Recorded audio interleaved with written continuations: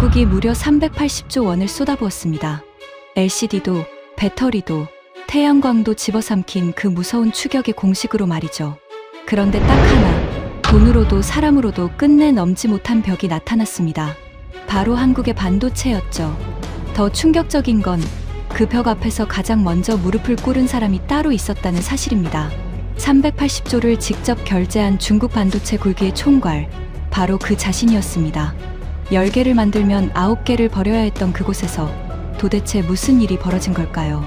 가장 자신만만했던 추격자가 남긴 충격적인 고백, 그 전말을 지금 공개합니다. 시작하기 전 구독과 좋아요, 그리고 대한민국 파이팅! 댓글로 한국을 응원해주세요. 베이징 중난하이의 한 회의실이 얼어붙었습니다. 380조 원. 우리가 8년 동안 반도체 하나에 쏟아부은 돈이었죠. 그런데 그날 거대한 스크린에 떠오른 숫자는 단 하나였습니다. 수율 11%. 10개를 만들면 9개를 갖다 버려야 한다는 뜻이었어요. 회의실 안에 누구도 입을 열지 못했습니다. 에어컨 돌아가는 소리만 윙윙거렸고 제 손바닥에는 식은땀이 배어났죠. 그 숫자가 발표되기 바로 직전까지만 해도 분위기는 완전히 달랐습니다. 우리는 그날 승리를 자축할 생각이었거든요. 허페이의 거대한 공장이 마침내 첫 HBM 양산에 들어갔고 라인은 밤낮 없이 돌아갔습니다. 모두가 축배를 들 준비를 하고 있었어요. 하지만 진짜 충격은 그 다음이었습니다. 저는 린젠거라고 합니다. 베이징대에서 경제학 박사를 받았고 공업정보화부를 거쳐 지금은 국가반도체기금의 운용을 총괄하고 있습니다. 쉽게 말하면 그 380조 원을 어디에 쓸지 제 손으로 결제한 사람이라는 뜻이죠. 그날 회의실에서 가장 새파랗게 질린 사람도 바로 저였습니다. 스크린을 띄운 젊은 연구원의 목소리가 떨렸습니다. 부이사장님, 수율이 좀처럼 오르지 않습니다. 적층 과정에서 미세한 뒤틀림이 계속 발생하고 TSV 연결에서 불량이 반복되고 있습니다. 저는 천천히 물었습니다. 장비가 부족한가? 그러면 더 사면 되네. 장비는 최신입니다. 한국과 거의 같은 사양입니다. 그럼 사람이 부족한가? 우리가 데려온 엔지니어들이 일을 못하나? 연구원은 한참을 망설이다가 입을 열었습니다. 그분들도 원인을 정확히 짚지 못하고 있습니다. 그 말을 듣는 순간 등골을 타고 서늘한 무언가가 흘러내렸습니다. 장비도 있고 돈도 있고 사람도 데려왔는데 원인을 모른다니. 제가 평생 봐온 산업의 세계에서는 있을 수 없는 일이었어요. 돈을 충분히 쓰면 길이 열렸고 사람을 데려오면 기술이 따라왔습니다. 그게 우리가 알던 공식이었죠. 그런데 그날 그 공식이 처음으로 작동하지 않았습니다. 회의실 한쪽 끝에서 누군가 코웃음을 쳤습니다. 가오즈창 부부장이었어요. 반도체 정책을 주무르는 강경파의 핵심이자 제게는 늘 가시 같은 존재였죠. 그는 의자에 거만하게 등을 기댄 채 이렇게 말했습니다. 림 부이사장, 너무 호들갑 떨지 맙시다. 반도체가 원래 어려운 거 아닙니까? 한국도 처음엔 다 실패했어요. 돈을 더 받고 한국 엔지니어를 더 빼오면 됩니다. 한국 놈들, 돈 앞에서 안 무너지는 거 봤습니까? 그의 입꼬리가 비웃듯 올라갔습니다. 저는 그 표정이 너무 싫었지만 솔직히 말하면 그 순간까지는 저도 그의 말이 맞다고 믿고 있었습니다. 돈으로 안 되는 게 어디 있겠습니까? 우리는 LCD를 그렇게 이겼고 배터리를 그렇게 이겼습니다. 태양광도 철강도 전부 같은 방식으로 무너뜨렸죠. 세계가 수십 년 걸려 쌓은 산업을 우리는 단 몇 년 만에 집어삼켰습니다. 메모리 반도체라고 다를 이유가 없었어요. 적어도 그날 그 회의실을 나서기 전까지는 저는 그렇게 굳게 믿고 있었습니다. 회의가 끝나고 창가로 걸어갔습니다. 중난하이의 정원에는 늦은 오후의 햇살이 길게 드리워져 있었어요. 저는 손에 든 보고서를 다시 펼쳐 들었습니다. 수율 11%라는 글자가 마치 저를 비웃는 것처럼 보였죠. 문득 이상한 생각이 들었습니다. 우리는 정말 모든 걸 다 가졌는데 도대체 무엇이 빠진 걸까? 그 질문이 그날부터 제 머릿속을 떠나지 않았습니다. 그리고 시간이 흐를수록 저는 깨닫게 됩니다. 우리가 빠뜨린 그 한 가지가 380조 원으로도 끝내 살 수 없는 것이었다는 사실을 말이죠. 제가 그토록 자신만만했던 데는 이유가 있었습니다. 저는 산업이 무너지는 장면을 두 눈으로 직접 봐온 사람이었거든요. 그것도 한두 번이 아니었죠. 제가 젊은 심사역이던 시절, 세계 디스플레이 시장은 한국과 일본의 무대였습니다. 삼성과 LG 디스플레이, 그리고 일본 업체들이 초대형 패널 시장을 장악하고 있었죠. 당시 우리 중국 기업들은 상대조차 되지 않는다는 평가를 받았습니다. 기술도 부족했고 경험도 없었으니까요. 하지만 우리에게는 다른 무기가 있었습니다. 바로 시간을 돈으로 사는 능력이었어요. 정부는 천문학적인 보조금을 쏟아부었습니다. 지방 정부들은 기업을 유치하려고 공장 부지를 사실상 공짜로 내줬고 세금도 면제했으며 저금리 대출까지 끝없이 풀었습니다. 패널 공장이 마치 버섯처럼 솟아올랐죠. 그 다음이 진짜였습니다. 우리 기업들은 적자를 감수하면서까지 가격을 떨어뜨리기 시작했어요. 팔수록 손해인데도 생산량을 계속 늘렸습니다. 한국 기업들은 도무지 이해하지 못했죠. 저 사람들은 도대체 왜 손해를 보면서 물건을 찍어내는가. 하지만 우리는 손실이 두렵지 않았습니다. 중요한 건 당장의 이익이 아니라 상대의 체력을 먼저 무너뜨리는 것이었으니까요. 결국 시장 가격은 끝없이 추락했습니다. 수익성이 무너진 한국과 일본 기업들은 하나둘 공장 문을 닫기 시작했고 우리는 그 빈자리를 그대로 차지했습니다. 한때 세계 최강이라 불리던 산업이 단 몇 년 사이에 완전히 우리 손으로 넘어왔죠. 저는 그 광경을 잊지 못합니다. 경쟁사의 거대한 공장이 불을 끄던 날, 우리 회의실에서는 박수가 터져 나왔어요. 누군가는 이렇게 외쳤습니다. 우리는 기술을 이긴 게 아니라 시간을 먹어 치운 겁니다. 그 말이 그렇게 멋있게 들릴 수가 없었습니다. 배터리도 똑같았습니다. 우리는 리튬과 히토류 공급망을 틀어주었고 거대한 내수 시장을 발판으로 규모를 키웠습니다. 가격을 먼저 떨어뜨려 점유율을 확보하고 늘어난 규모로 다시 원가를 낮추는 구조였죠. 한번 규모의 차이가 벌어지자 후발주자는 숨조차 쉬기 어려워졌습니다. 당시 업계에서는 이런 말이 돌았습니다. 중국은 적자를 보는 게 아니다. 미래 시장을 할인된 가격에 사들이고 있는 것이다. 저는 그 말이 정확하다고 생각했어요. 우리는 미래를 사는 사람들이었으니까요. 이런 승리의 기억들이 차곡차곡 쌓이면서 우리 안에는 거대한 자신감이 자리 잡았습니다. LCD를 무너뜨렸고 배터리를 흔들었고 태양광과 철강까지 집어삼켰는데 메모리 반도체라고 다를 이유가 있겠습니까? 당시 우리 내부 보고서들은 한결같이 이렇게 전망했습니다.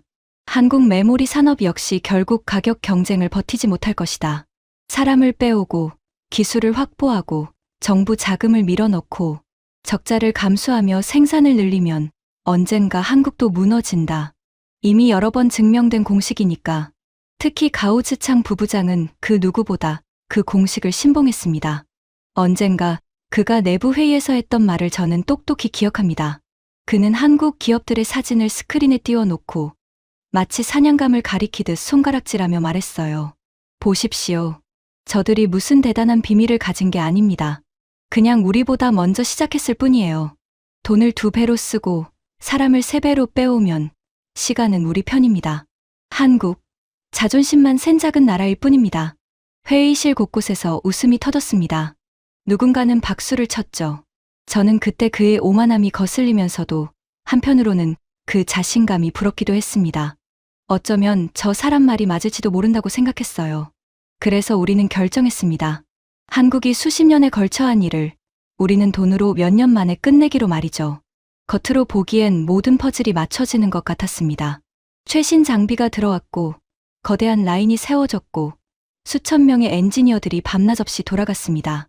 하지만 그 거대한 그림 속에서 우리는 가장 중요한 조각 하나가 비어 있다는 걸 까맣게 몰랐습니다. 그리고 그 빈 조각을 채우기 위해 저는 곧 한국으로 사람을 보내게 됩니다. 우리의 진짜 무기는 돈도 장비도 아니었습니다. 바로 사람이었죠. 저는 그 사실을 누구보다 잘 알고 있었습니다.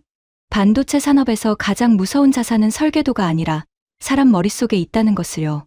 장비 세팅값 하나, 공정 순서 하나, 분량을 줄이려고 현장에서 쌓아 올린 감각 하나가 수천억 원짜리 기술과 연결돼 있었습니다. 그래서 우리는 국가 차원에서 인재 사냥에 나섰습니다. 삼성과 SK하이닉스, 그리고 대만과 일본 기업의 핵심 엔지니어들에게 믿기 힘든 제안이 쏟아졌습니다. 연봉 5배는 기본이었고 핵심 인력에게는 10배까지 불렀습니다. 고급 아파트와 자녀 학비 지원이 따라붙었고 어떤 경우에는 팀 전체를 통째로 데려오기 위해 수십 명 규모의 스카우트가 동시에 진행됐죠. 제 책상 위에는 매주 새로운 명단이 올라왔습니다. 저는 그 명단을 보며 흐뭇해했어요.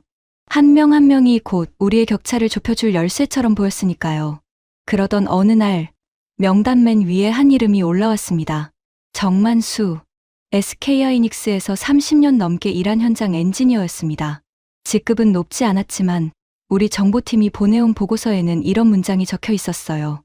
이 사람은 HBM 적층 공정에 살아있는 매뉴얼입니다. 어떤 온도에서 실리콘이 휘는지, 어느 압력에서 불량이 생기는지를 손끝으로 압니다. 이 한 사람이 한국 라인의 수요를 좌우한다고 해도 과언이 아닙니다. 저는 그 보고서를 읽고 결심했습니다. 이 사람만큼은 무슨 수를 써서라도 데려와야 한다고요. 제안 금액은 점점 올라갔습니다.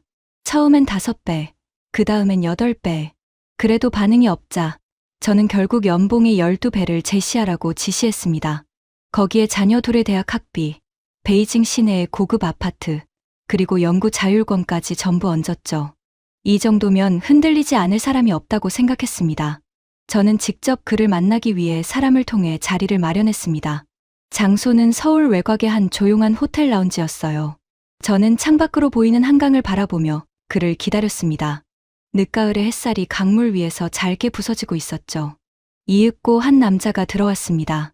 머리가 희끗희끗한 평범한 인상의 60대였어요. 비싼 옷을 입은 것도 아니었고 어딘가 권위를 풍기는 것도 아니었습니다. 그저 오래 현장을 지킨 사람 특유의 단단한 손이 눈에 들어왔습니다. 손마디가 굵고 손끝에는 자잘한 흉터들이 박혀 있었죠. 저는 정중하게 인사를 건넸습니다. 그리고 준비해 온 제안서를 테이블 위에 올려놓았어요. 금액이 적힌 페이지를 펼치며 저는 속으로 그의 표정이 바뀌는 순간을 기다렸습니다.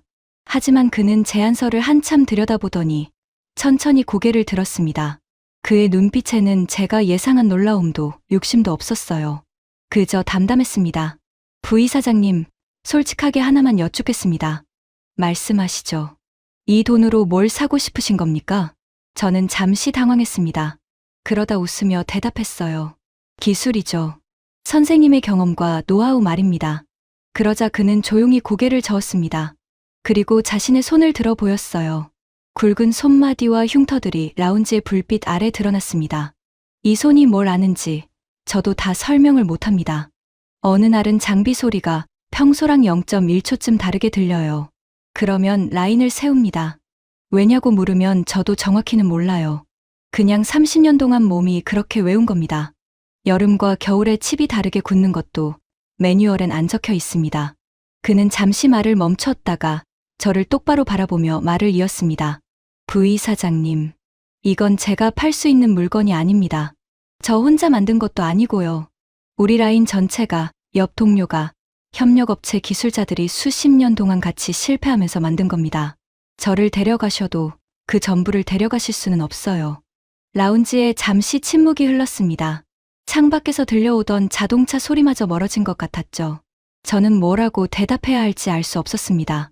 솔직히 그 순간 저는 그의 말을 제대로 이해하지 못했습니다. 그저 노인의 고집이라고 생각했어요.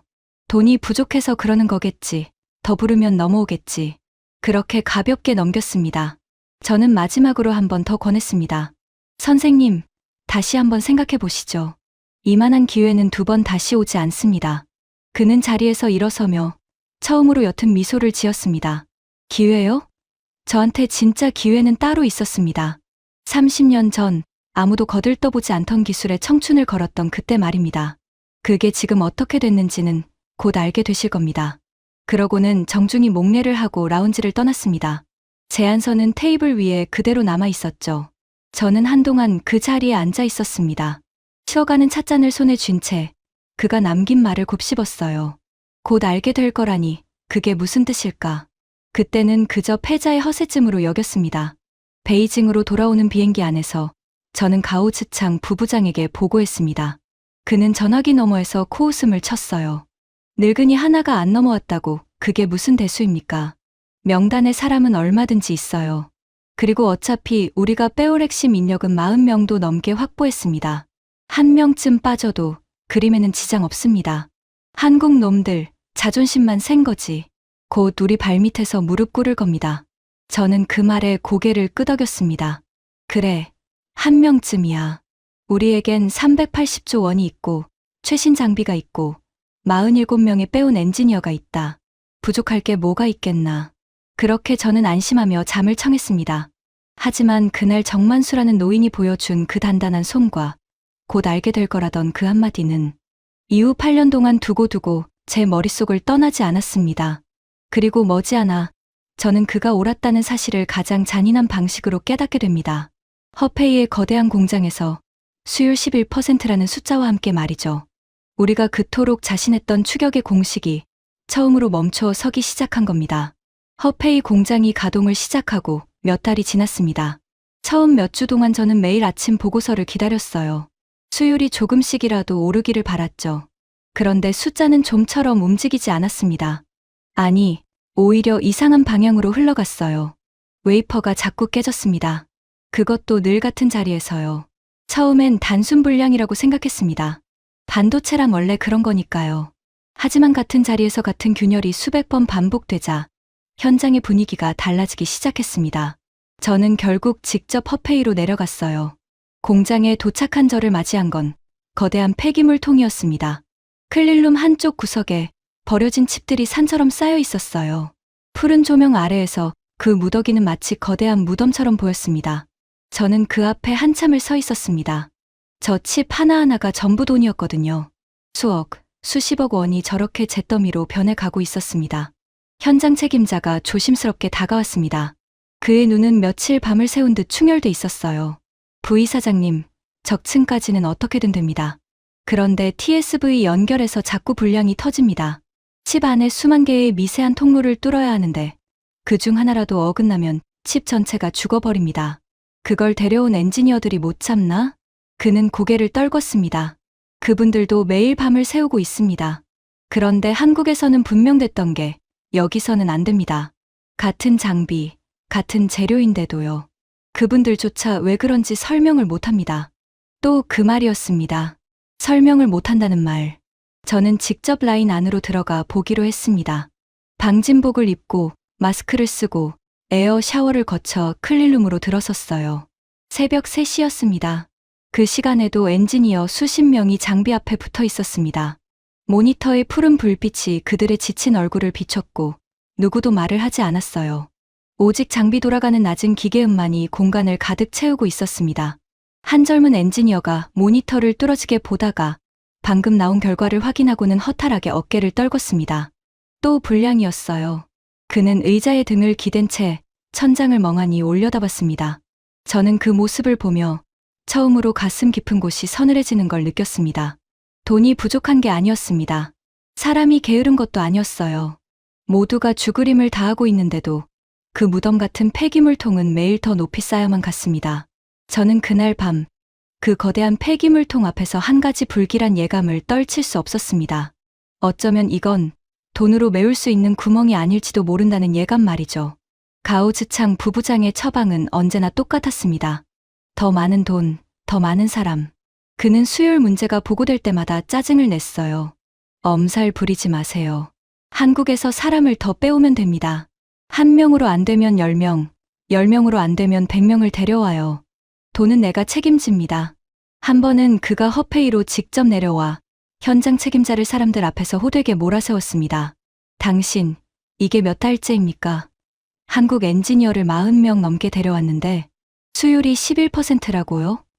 그 사람들 월급이 얼만 줄 압니까? 일을 안 하는 거 아닙니까? 현장 책임자의 얼굴이 하얗게 질렸습니다. 그는 입술을 떨며 변명조차 제대로 하지 못했어요. 가오즈창은 그를 보직에서 끌어내렸고 다음 날 새 책임자가 왔습니다. 하지만 사람을 바꿔도 숫자는 바뀌지 않았습니다.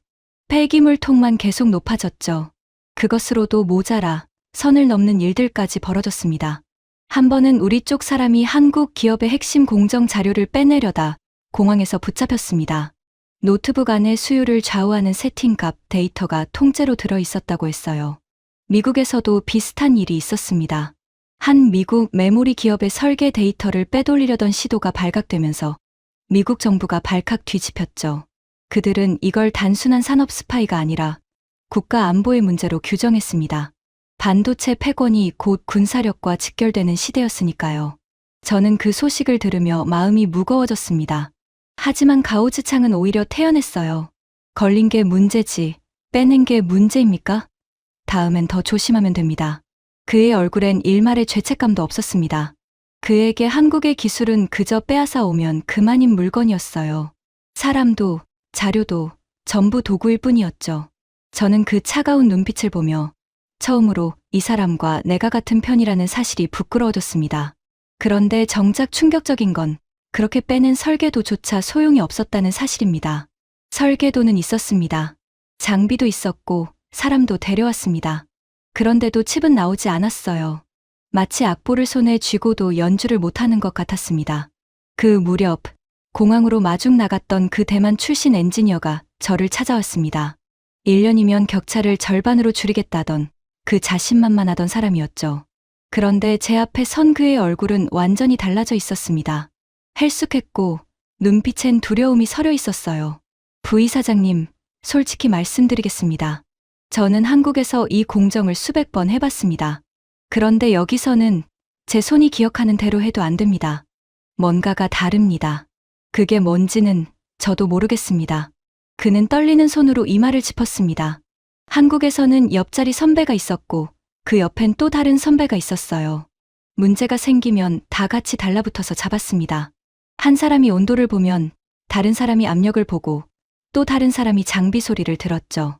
그런데 여기서는 저 혼자입니다. 제가 아는 건 전체의 한 조각일 뿐이었어요. 그 사실을 저는 여기 와서야 알았습니다.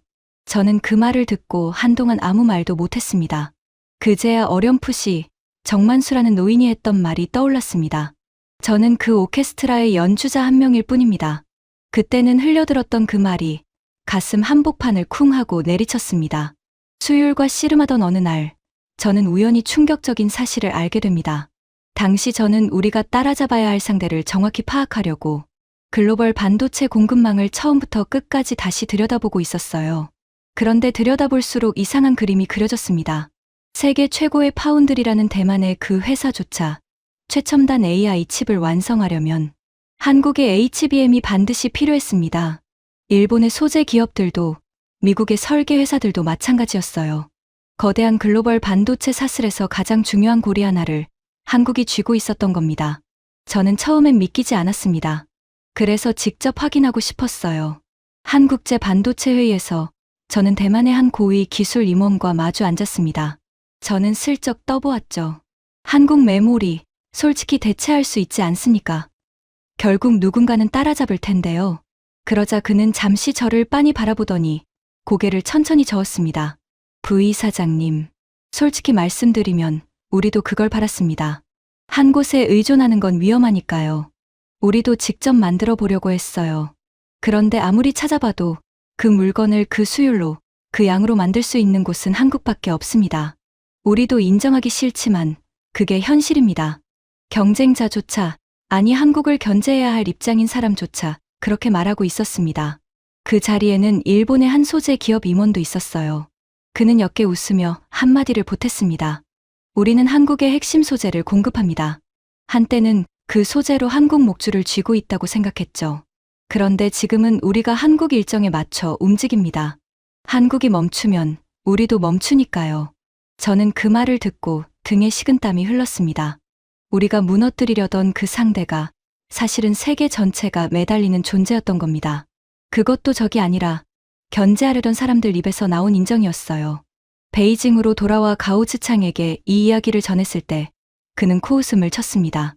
대만 놈들이 한국 편을 드는 거겠죠. 일본 놈들도 다 한 통속입니다.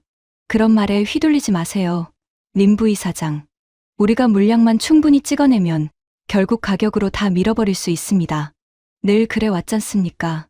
하지만 그의 목소리에서 저는 처음으로 아주 미세한 떨림을 느꼈습니다. 늘 확신에 차 있던 그조차 무언가 단단히 어긋나고 있다는 걸 어렴풋이 감지하기 시작한 거죠. 다만 인정하기가 죽기보다 싫었을 뿐입니다. 그리고 그 일이 터졌습니다. 전 세계를 뒤흔든 AI 열풍이었어요. 어느 날 등장한 한 인공지능 챗봇이 세상을 통째로 바꿔놓기 시작했습니다. 처음엔 그저 신기한 장난감처럼 보였지만 몇 달이 지나지 않아 분위기가 완전히 달라졌습니다. 전 세계의 거대 기업들이 동시에 AI 경쟁에 뛰어들었고 마치 전쟁이라도 난 것처럼 GPU 확보에 미친 듯이 돈을 쏟아붓기 시작했죠. 그런데 그 순간 산업 전체가 예상치 못한 병목에 갇혀버렸습니다. GPU는 만들 수 있는데 그 GPU를 움직일 메모리가 없었던 겁니다.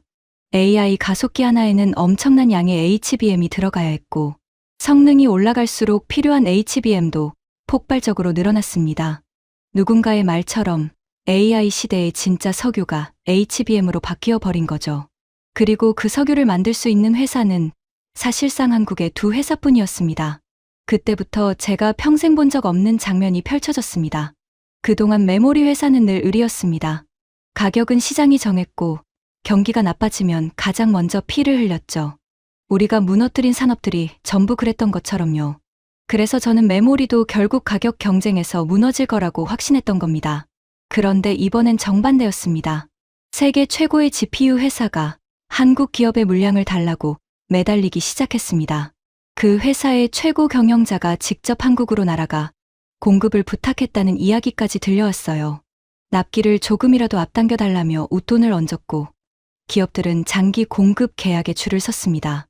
반도체 역사에서 메모리 회사가 이런 대접을 받은 적은 단 한 번도 없었습니다. 저는 그 소식을 전해 듣던 날을 잊지 못합니다. 보고서를 읽던 제 손이 가늘게 떨렸어요. 한국 기업의 HBM 매출이 불과 1년 사이에 몇 배로 폭증했고 영업이익률은 업계 최고 수준으로 치솟았다는 내용이었습니다. 늘 남는 게 적다던 그 메모리 산업이 갑자기 세계에서 가장 돈을 많이 버는 사업으로 변해 있었습니다. 공급이 수요를 따라가지 못하니 가격을 정하는 권한 자체가 한국으로 넘어가 버렸습니다. 을이 갑이 된 겁니다. 게다가 그 한국 기업은 한때 가장 빛이 안 나던 회사였습니다. 처음 HBM을 만들겠다고 했을 때 다들 비웃었다고 했어요. 돈도 안 되는데 뭐하러 그렇게 어려운 걸 만드냐고요. 그런데 아무도 알아주지 않던 그 20년의 고집이 어느 날 갑자기 세계에서 가장 값진 자산으로 변한 겁니다. 저는 창밖을 바라보며 멍하니 서 있었습니다. 우리가 8년 동안 무너뜨리려 했던 그 상대가 우리가 헤매는 사이에 세계의 중심으로 올라서 있었던 거죠. 우리는 그들을 따라잡으려 발버둥 쳤는데 정신을 차려보니 격차는 좁혀지기는커녕 오히려 더 벌어져 있었습니다. 그 순간 제 안에서 무언가가 무너지는 소리가 들렸습니다. 8년 동안 저를 지탱해 온 그 확신이 처음으로 통째로 흔들리기 시작한 겁니다. 그날 밤 저는 잠을 이루지 못했습니다. 호텔 방 침대에 누워 천장을 바라보며 8년의 시간을 처음부터 되짚었어요.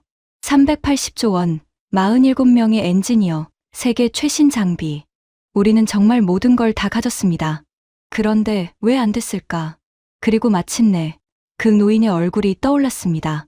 정만수. 서울의 그 라운지에서 거칠고 두꺼운 손을 들어 보이던 그 사람. 이 손이 뭘 아는지 저도 다 설명을 못합니다. 그냥 30년 동안 몸이 그렇게 외운 겁니다. 그때는 그게 노인의 허세인 줄 알았습니다.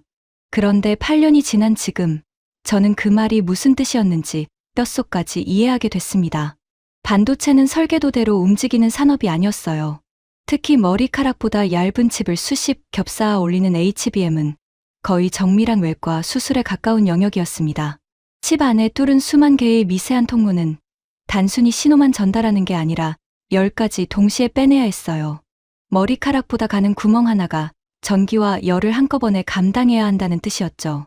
어떤 온도에서 실리콘이 미세하게 뒤틀리는지, 어느 압력에서 불량이 생기는지, 그 구멍 안의 작은 기포를 어떻게 줄이는지, 그건 책으로 배울 수 있는 게 아니었습니다. 공장 안에서 수천 번 실패하고 수만 번 고치면서 겨우 몸에 새겨지는 종류의 기술이었어요. 그리고 그 감각은 한 사람의 머릿속에만 있는 게 아니었습니다.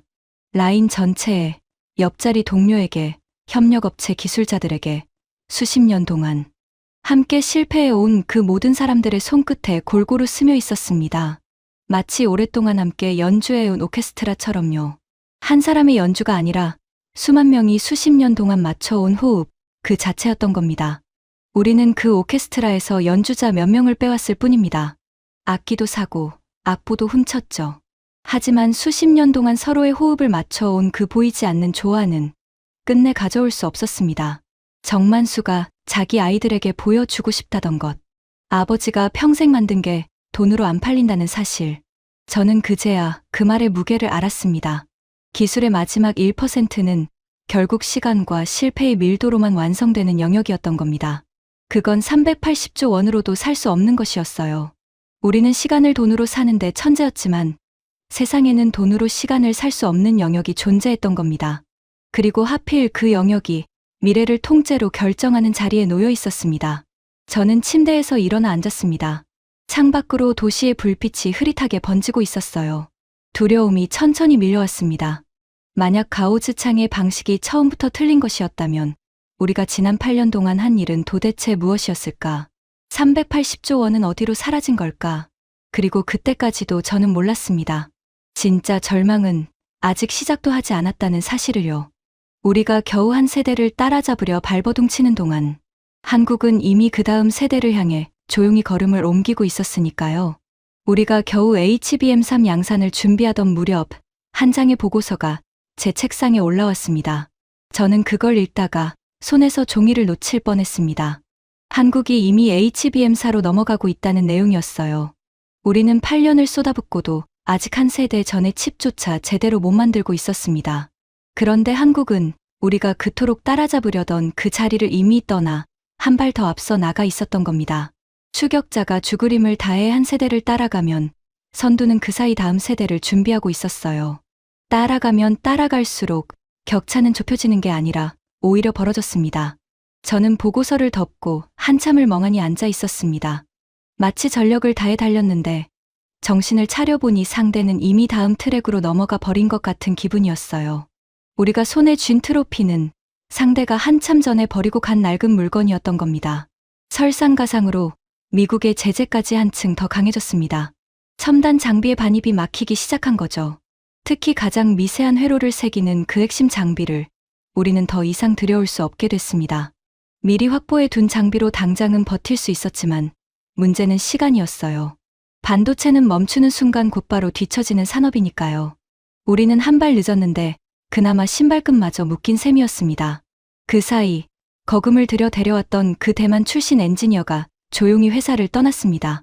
그는 마지막으로 제게 짧은 인사를 남겼어요. 부이사장님, 죄송합니다. 저는 제가 가진 게 전부인 줄 알았습니다. 그런데 제가 가져온 건 그저 한 조각이었어요. 그의 뒷모습을 보며 저는 아무 말도 하지 못했습니다. 저는 이 모든 상황을 정리해 윗선에 보고해야 했습니다. 회의실에는 가오즈창 부부장도 있었어요. 하지만 그날 그의 얼굴은 8년 전 그 거만하던 모습이 아니었습니다. 윗선에 질책이 쏟아졌습니다. 380조가 들어갔습니다. 그래서 지금 우리 손에 뭐가 있습니까? 수율 11%짜리 라인, 따라잡기는커녕 격차만 벌어졌어요. 도대체 누가 이 전략을 밀어붙인 겁니까? 순간 모든 시선이 가오즈창에게 쏠렸습니다. 늘 큰 소리치던 그가 그날은 한마디도 하지 못했어요. 한국 놈들은 돈 앞에 다 무릎 꿇는다던 그 사람, 한국은 자존심만 센 작은 나라라던 그 사람이었습니다. 그런데 정작 자기 발밑이 무너지는 순간에는 변명 한마디 내놓지 못했습니다. 얼굴이 벌겋게 달아올랐다가 이내 핏기가 가셨고 테이블 위에 올린 그의 손이 가늘게 떨리는 게 보였어요. 마른 침을 삼키는 소리만 회의실에 울렸습니다. 한 사람이 차갑게 물었습니다.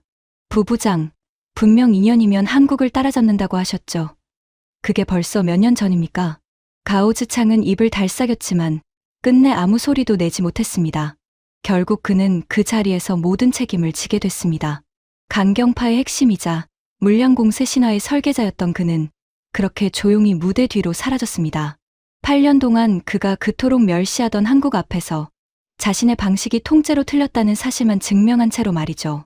저는 그 광경을 지켜보며 통쾌함보다 더 큰 서늘함을 느꼈습니다. 왜냐하면 저 역시 그 신화를 믿었던 사람이었으니까요. 그를 손가락질할 자격이 제겐 없었습니다. 그날 밤, 저는 불 꺼진 회의실에 홀로 남았습니다. 창밖으로 베이징의 불빛이 차갑게 빛나고 있었어요. 저는 텅 빈 의자들을 바라보며 나직이 중얼거렸습니다. 우리가 완전히 틀렸어. 처음부터, 전부 다. 그 후, 우리 내부에서는 새로운 희망이 거론되기 시작했습니다. 차세대 메모리였어요. HBM 다음의 기술 말입니다. 누군가 이렇게 말했죠. 이번 세대는 놓쳤지만 다음 세대에서 판을 다시 짜면 됩니다. 처음부터 같이 출발하면 한국도 우리도 같은 선상 아닙니까? 한때의 저였다면 그 말에 솔깃했을 겁니다. 하지만 이제 저는 알고 있었어요. 그 차세대 기술 역시 결국 같은 벽 위에 세워진다는 사실을요. 칩을 더 촘촘하게 뚫고 더 높이 쌓아야 했습니다. 적층의 난이도는 오히려 더 올라갔죠. 우리가 8년 동안 넘지 못한 바로 그 벽이 다음 세대에서는 더 높아진 채 우리를 기다리고 있었던 겁니다.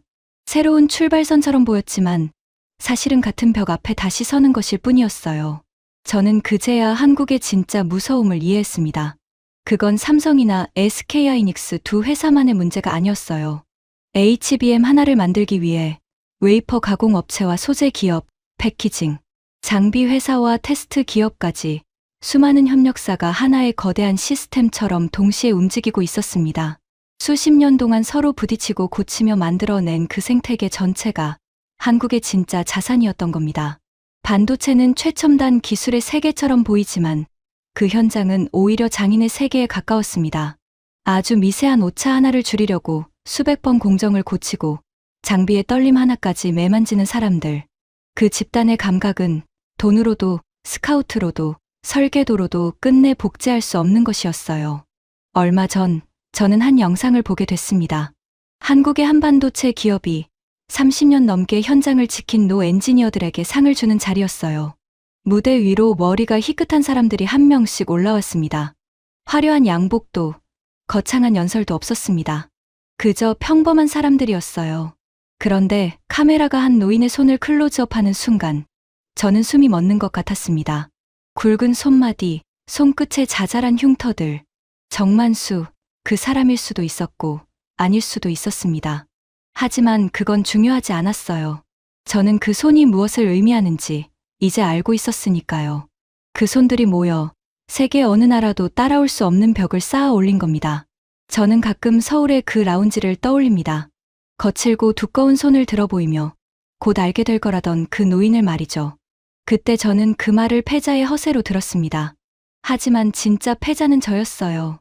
그는 자신이 무엇을 가졌는지 정확히 알고 있었고 저는 제가 무엇을 가지지 못했는지조차 몰랐으니까요. 그가 평생을 바쳐 만든 그것은 끝내 제가 내민 어떤 금액으로도 살 수 없는 것이었습니다. 물론 한국이라고 영원히 안전한 건 아닙니다. 기술 유출 시도는 지금 이 순간에도 이어지고 있고 우리의 투자도 멈추지 않았으니까요. 단 한 번의 방심으로도 무너질 수 있는 게 이 세계입니다. 한때 세계를 호령하던 일본 반도체가 그랬고 우리가 집어삼킨 그 LCD가 그랬던 것처럼요. 그래서 한국이 가진 그 앞선 자리도 완성된 승리가 아니라 매 순간 지켜야 하는 긴장에 가깝습니다.